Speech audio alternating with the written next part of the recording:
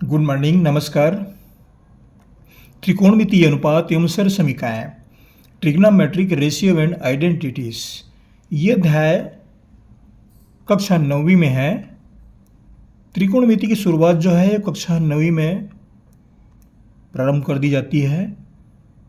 ये त्रिकोणमिति का अध्याय है। ये इसमें हमने प्रश्न लिया है, यदि cot थीटा बराबर 21/20 हो तो sin थीटा गुणित cos थीटा का मान ज्ञात कीजिए। अब देखिए यहाँ पर ये प्रश्न जो है हमने कहाँ से ये आपको बताने जा रहे हैं ताकि विद्यार्थियों को पता चल जाए, ढूंढने में भी दिक्कत ना हो। ये छत्तीसगढ़ पाठ्य पुस्तक निगम से हैं। ये वीडियो जो छत्तीसगढ़ जारी की जा रही है, ये कक्षा 9वीं का बुक है ये।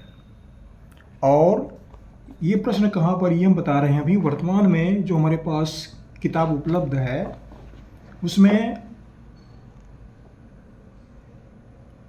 ये प्रश्नावली 8.2 का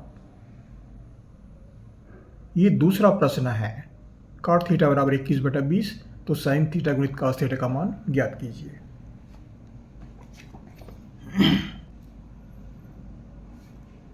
कौन सी प्रश्नावली? प्रश्नावली 8.2 हम लिख देते हैं यहाँ पर आपकी सुविधा के लिए, आप ढूंढ सकें। प्रश्न तो हमने पहले से लिख दिया है, फिर भी आपकी सहायता के लिए हम लिख देते हैं इसको। प्रश्नावली 8.2 का दूसरा प्रश्न है।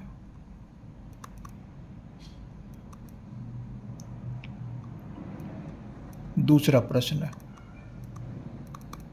यहाँ पर इसका उल्लेख है। तो इस वीडियो को प्रारंभ करो, इससे पहले कहना चाह रहा हूँ आप जहाँ से पढ़ रहे हैं ज़रूर कमेंट्स लिखिएगा। आपके कमेंट्स पढ़कर हमें खुशी होगी और हमारे चैनल को सब्सक्राइब भी कर दीजिएगा। ये आपका हमारे लिए सहयोग है। अब देखिए इसके लिए क्या करेंगे, यूट्यूब वीडियो को आगे तैयार करते हैं। हम यहाँ पर एक चित्र की सहायता करते हैं, सहायता लेते हैं। चित्र के बिना इसको आप नहीं बना पाएंगे। तो देखिए यहाँ पर एक चित्र हम बना देते हैं छोटा सा।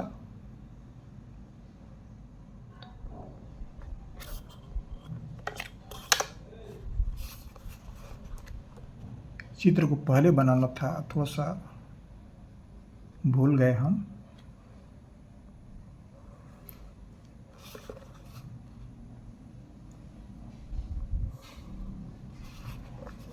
और ये एक समकोण त्रिभुज है।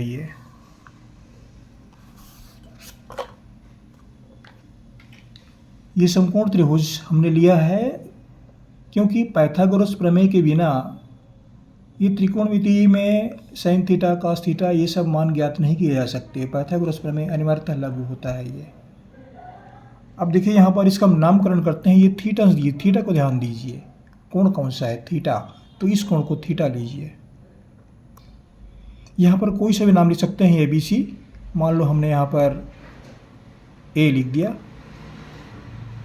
ये कोण 90 अंश का है, समकोण त्रिभुज है तो ये 90 अंश का है। और शीर्ष को लेते हैं, AB तो हो गया, यहाँ पर C ले रहे हैं हम, C। ये समकोण त्रिभुज है। समकोण त्रिभुज में कोई भी एक कोण जो है वो 90 अंश का होता है तो समकोण त्रिभुज होता है, ऐसा उसका परिभाषा है। तो ये कोण भी जो है 90 अंश का है। तो कैसे हल करें? इसके लिए cot थीटा का मान दिया हुआ है 21/20 और cot थीटा जो है वह होता है आधार बटा लंब। अब हमें दो भुजाओं का मान प्राप्त हो जाता है। देखिए आधार का मान 21 हुआ, लंब का मान 20 हुआ। ऊपर को ऊपर लीजिए, नीचे से नीचे। आधार का मान 21 तो ये आधार हुआ 21 और लंब का मान 20 तो लंब का मान 20 हुआ। तो यहाँ पर अब देखिए, अब दो भुजाओं का मान ज्ञात हो गया, आधार भी मालूम है और लंब भी मालूम है। तो इसके लिए क्या करना पड़ेगा, तीसरी भुजा कर्ण का मान निकालना पड़ेगा, कर्ण AC निकालना पड़ेगा। तो यहाँ पर फिर पाइथागोरस का प्रमेय लागू किया जाता है। पाइथागोरस प्रमेय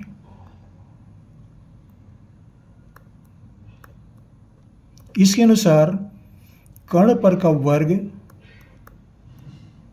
अन्य दो भुजाओं के वर्गों के योग के बराबर होता है। तो कर्ण का वर्ग बराबर लंब का वर्ग धन आधार का वर्ग, या कहीं कहीं ऐसा भी लिखते हैं कि लंब का वर्ग धन आधार का वर्ग बराबर कर्ण का वर्ग, ऐसा भी लिखते हैं। दोनों एक ही बातें हैं ये। तो देखिए कर्ण कौन सा है, AC। ये AC का मान हमको निकालना है, AC वर्ग, ये हमको ज्ञात करना है। अब लंब कौन सा है, ये 20 है, तो 20 का वर्ग करेंगे। और आधार 21 है AB, तो 21 का वर्ग। अब इसको आगे हल करते हैं तो AC वर्ग का मान जो है 20 का वर्ग, 20 वर्ग मतलब 20 गुणित 20, 20 गुणित 20 कितना होगा, ये 40 होगा, 400 होगा। ये आप गुणा करके देखिएगा, कर सकते हैं इसको। कक्षा 9वीं के विद्यार्थी हैं तो दिक्कत नहीं है। 21 गुणित 21, 21 का वर्ग मतलब 21 गुणित 21, तो ये होता है 441। दोनों को जोड़ दिए तो इसका मान हो जाता है 400 और 441, तो हो गया 841। तो AC वर्ग का मान हमें प्राप्त हुआ 841। अब क्या करेंगे, दोनों पक्ष में वर्गमूल लेंगे, इसका वर्गमूल निकालेंगे तो AC का मान निकल आएगा। वर्गमूल लेने पर अब वर्गमूल कैसे निकालते हैं, तो वर्गमूल निकालना कक्षा 9वीं का विद्यार्थी जो है प्रायः सीख गया रहता है, निकाल लेता है, और 7वीं टीम बता देते हैं वर्गमूल निकालना। फिर भी हम आपकी सहायता से बता देते हैं, तो छोटा सा इसको हल कर देते हैं, आपको दिक्कत ना हो इसके लिए। जैसे 841 है, ये हुआ वर्गमूल चिन्ह है, ये दो का जोड़ी बनाते हैं, बच गया 8। इसको पहले भाग देंगे, फिर 41 को, तो ये जाएगा 2 दूनी 4, 3 तिया 9 में ज़्यादा हो जाएगा। ये बच गया 8 में 4 घटाए 4, 41 को नीचे उतारे, ये 2 को यहाँ पर जोड़ देते हैं, ये हो गया 4। और अब देखिए 441 से कितने बार जाएगा, भाग दे के देखिए, ये 9 बार जाता है, ये 9 निया ऐसा करेंगे इसको, तो 9 निया 81 का 1, और हासिल आया 8, 9 चौक 36, 36 8 44, ये कट जाता है पूरा। कहने का मतलब क्या है, ये हमको AC वर्ग का मान प्राप्त हुआ 29 का वर्ग, या AC बराबर 29। इस तरह से तीसरी भुजा का मान जो कर्ण है वो हमको प्राप्त हुआ 29।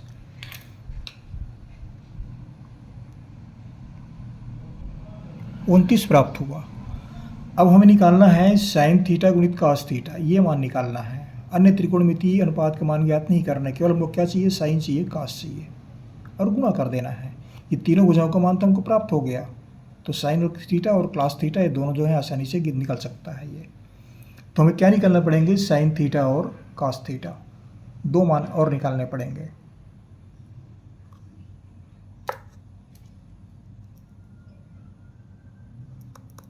साइन थीटा बराबर होता है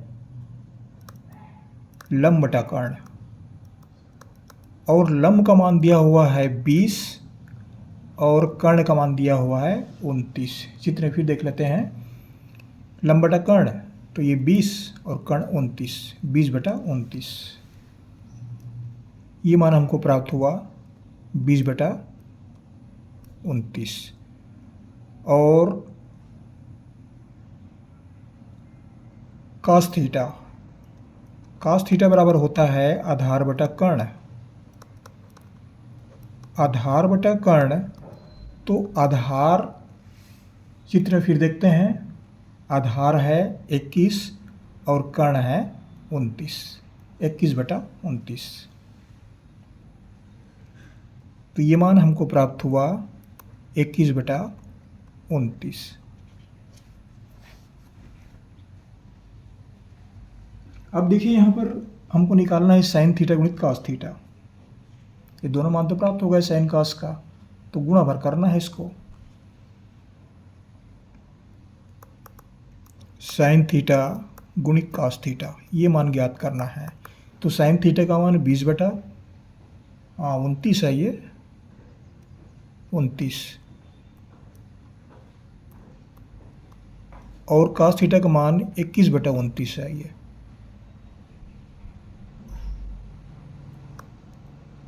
21/29। अब यहाँ पर अंश को 1 से गुणा कीजिए, मतलब 20 को 21 से गुणा कीजिए, 29 को 29 से गुणा कीजिए। तो 20 गुणित 21, इसको गुणा करेंगे तो ये हो जाता है 420। 21 दूनी 42 और 0 का 0। 29 को 29 से गुणा कीजिए, यहाँ पर तो निकला हुआ है 29 को 29, ये गुणा किए, 29 को 2 बार गुणा किए हैं तो वो मान पर होता है 841 वर्गमूल है ये। तो गुणा किए कितना हो गया 841। ये साइन थीटा गुणित कॉस थीटा का मान है।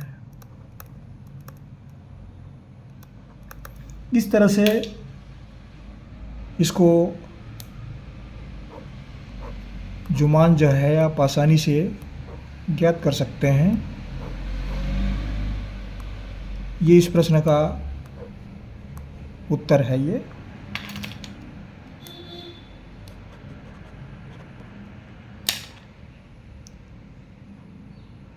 कभी कभी पेन भी दिक्कत खड़ी करता है।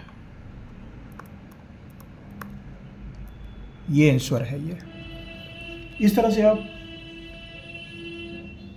आसानी से प्रश्न हल कर सकते हैं। प्रश्न कठिन नहीं है, थोड़ा सा शुरुआती कदम में थोड़ी दिक्कत होती है, तो समझना पड़ता है प्रारंभिक बातों को।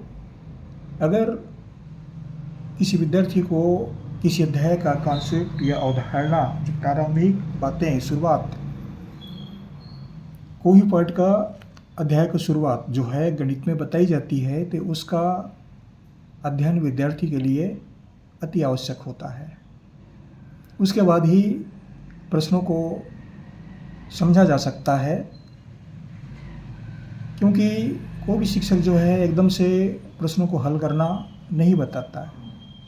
उसकी जो शुरुआती बातें हैं, प्रारंभिक बातें हैं, उसको निश्चित रूप से बताते हैं वो। चलिए ठीक है, हम आपकी सहायता के लिए ये प्रश्न तैयार किए हैं। आशा करता हूँ ये आपको समझने में आसानी होगी।